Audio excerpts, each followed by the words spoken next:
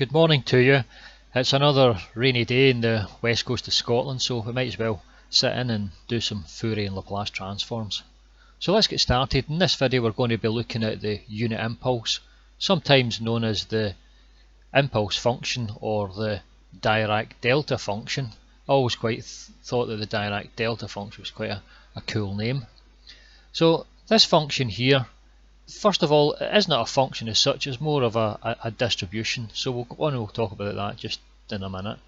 But ostensibly the function here is a line which is only defined at point t equals 0. So the delta function, that's a delta there, delta t, it equals infinity whenever t equals 0. So this line, although I've only drawn it to there, is infinitely high, and it equals 0 whenever t doesn't equal 0. So not only is it infinitely high, it's infinitely thin as well. So it's an infinitely thin and high spike. Now it's a distribution because the area under this function is defined as being 1. So you can say that the integral from minus infinity to infinity over delta t by dt equals 1. And that's an important part of the definition of this function. Now I will call it a function as opposed to a distribution, it just makes it easier for us to talk about it. So let's see how we can create this function. Let's imagine we had a little square section here, and the length of the square section was epsilon, and the height was 1 upon epsilon.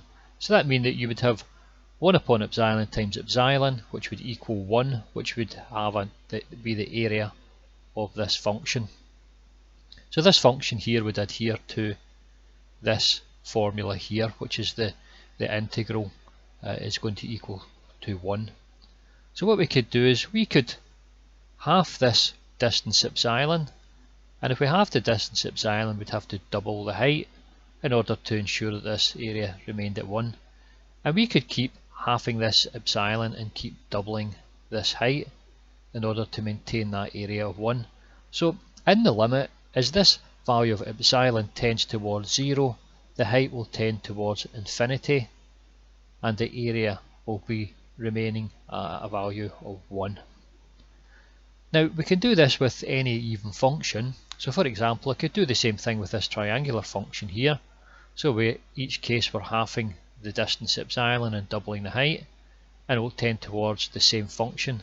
And we could do the same here with, for example, the sinc function, and each time we're halving the crossover point and doubling the height. So really what we're saying is we could take any even function and we could form the limit as that epsilon tends towards 0 of an even function, and we'll get this function, our delta t, which is our unit impulse. Now let's look at something called the sifting property. So if we were to take this impulse function here, which is our delta t, and if we were to delay it by a certain time value, and we call that time value tau, then this function here would be our delta t minus tau. And remember that we'd still have this factor here, that the integral from minus infinity to infinity over delta t minus tau by dt would still equal 1. So we've still got the same properties, but we've just shifted it to a new centre point there, which is at point tau. So let's imagine then that we were to take some random function. So there's a function f of t on the t-axis, and we were to go to the point tau, and we were to have a look at the height of the point tau there. So that point there, the value there would be f of tau.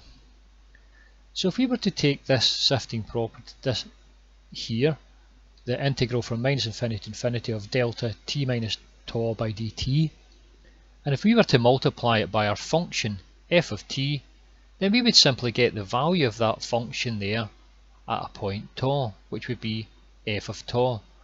So it's called the sifting property because in effect it sifts out the value of a function at a particular point. So if tau was at a different point, then we would have the value of this function f at tau. So that's a useful property here, and don't get lost in the maths here, it's actually quite simple. this section here is defined as being 1, and then we're simply multiplying it by the f of t, but it's only defined at that point tau. So we get the f of tau. Let's start looking at the Fourier transform of the unit impulse. Now, this is quite interesting because it throws up some interesting details about the Fourier transform. Now, let's imagine that we had a little square function in the frequency domain, so I've got it drawn up here. Now, we know that's an even function, so we've got no sine component, so all we'll have is a cos omega t surface. So let's imagine doing the inverse transform. That is, we're going from the frequency domain to the time domain. Now, in the time domain, we'll get this sinc function. Equivalently, if we'd done it the other way, we could have had a square function in the time domain and it would have given us a sinc function in the frequency domain, and that's really just because of the cos omega t's symmetry of that surface.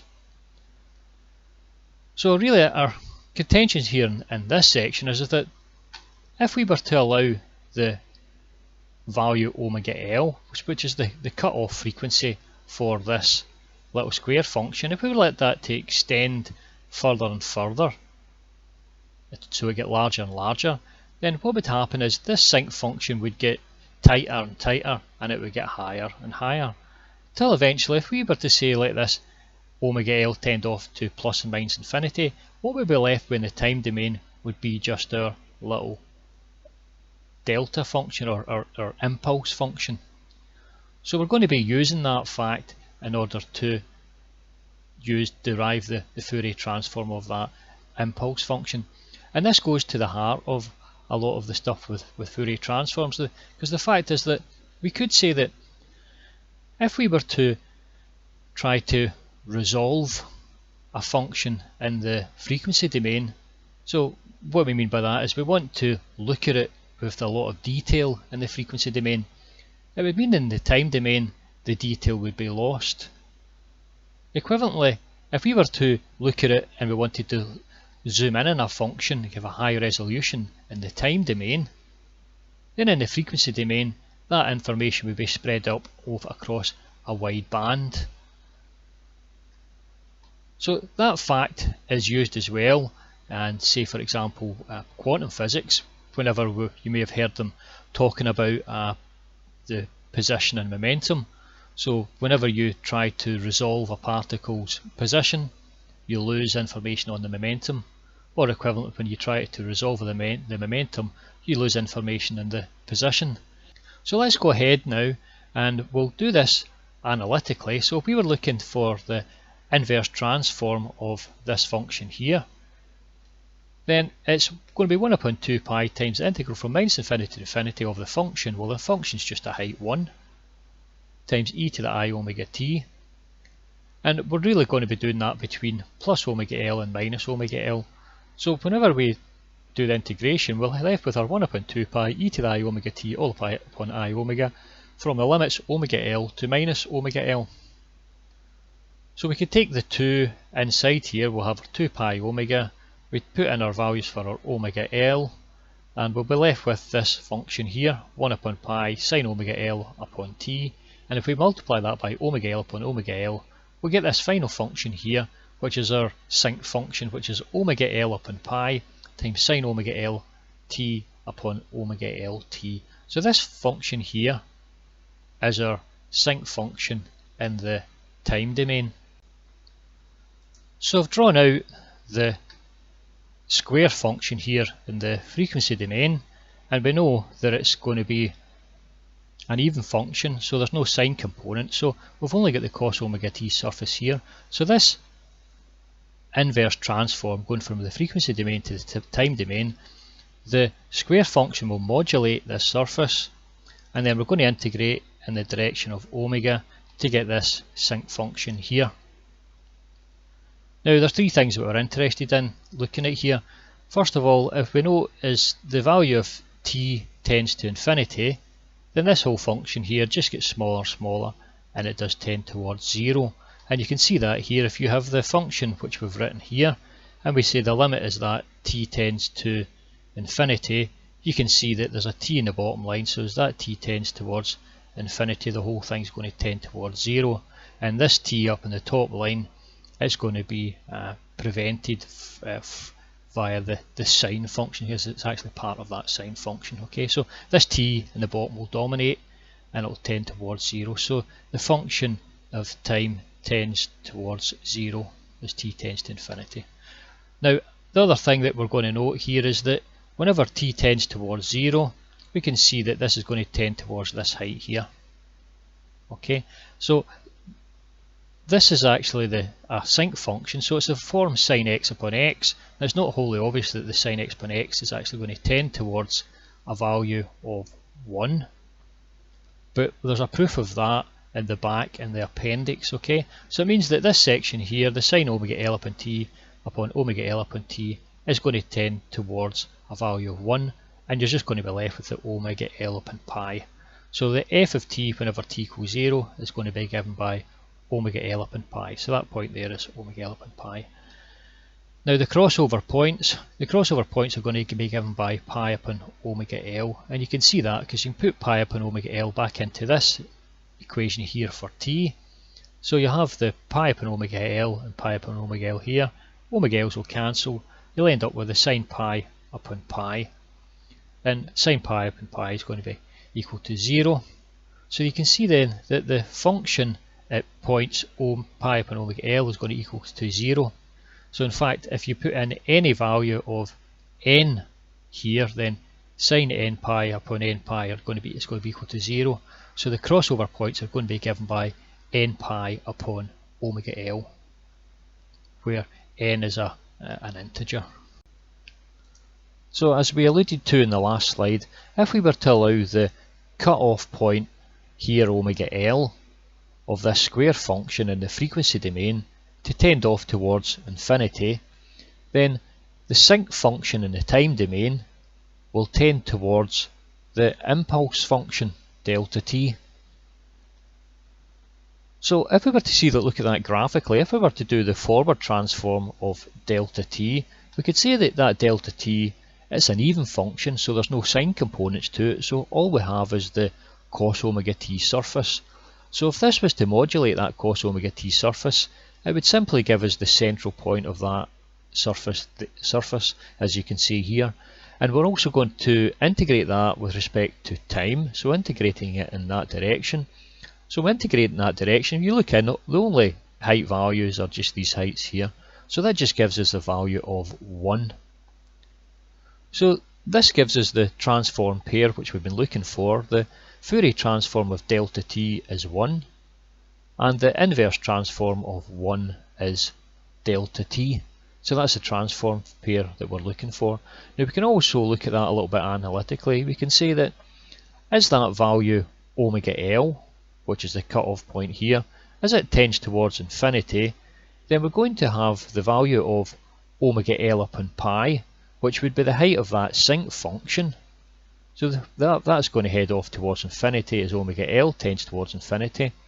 We could also say that pi upon omega L, which from the last slide is the cutoff, it's the crossover point, the first crossover point, is going to tend towards 0 as the value of omega L tends towards infinity, which is going to give us this little impulse function. And we can also say that the sinc function is going to head towards the impulse function. So in the next slide we'll show you a little analytic proof, and beside it the geometric proof, and it's quite good to see both of them together, and I tend to remember the geometric obviously a bit easier than I would remember the analytic proof. So here's the analytic and the geometric proof together. Now we've seen the geometric proof in the last slide, so delta t modulates the cos omega t surface, we integrate it with respect to time and we get a value of 1. Equivalently we could say the value of 1 modulates the cos omega t surface and we integrate it with respect to omega and we get this value of delta t. So we're adding up all of these values here and there's an infinite number, so we get a spike that's infinitely high in infinitely narrow. So the analytic proof, well, we'll just go through the proof. We're looking at the Fourier transform of delta t, so it's going to be the integral from minus infinity to infinity over delta t e to the minus I omega t by dt. Now we can use the sifting property, which we've seen a couple of slides ago. So we knew the sifting property is delta t minus tau, which is a delayed impulse. If I multiply that by f of t, then I just get the value of that function f at tau.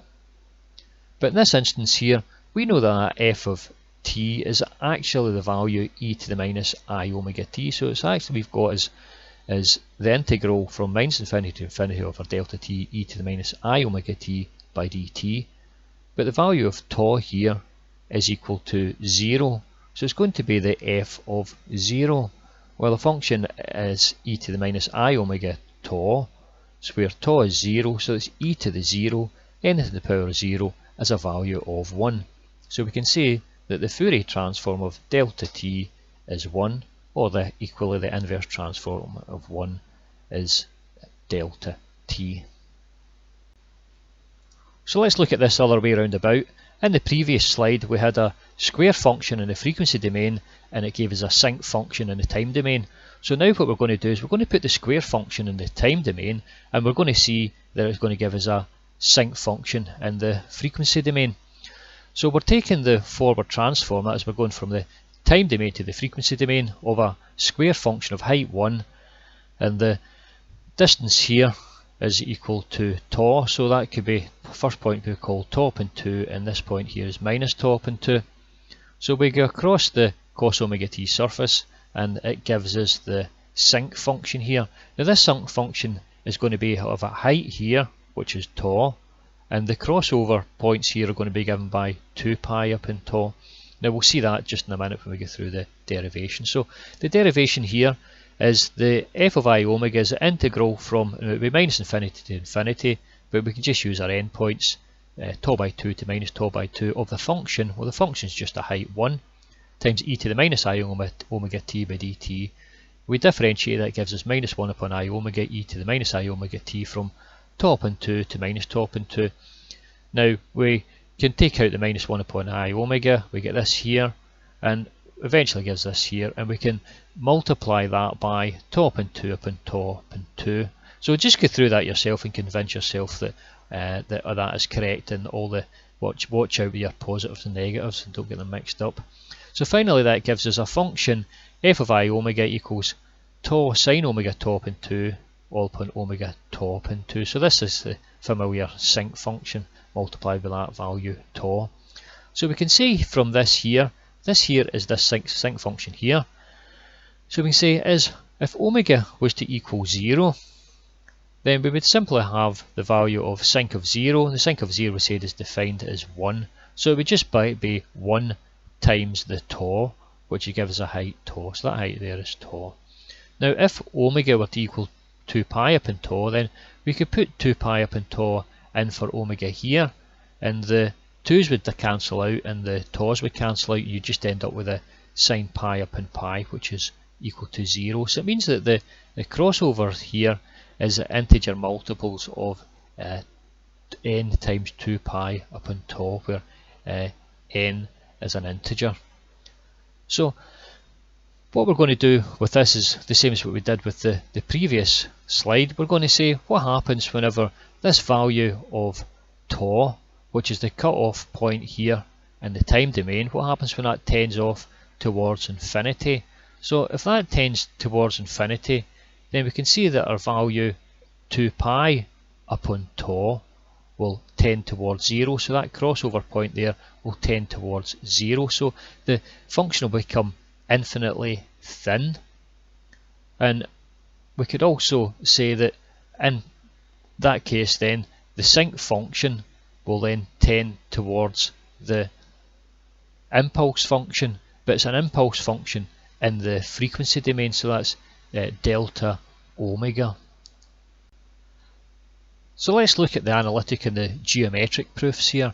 Now we've seen from the previous slide here, geometrically speaking, if we had the square function in the time domain and we let that cut off value if tau tend off towards infinity. So in effect you would just end up with a straight line of height 1 here. And this would ensure that the sinc omega, the sinc function, would tend towards an impulse function.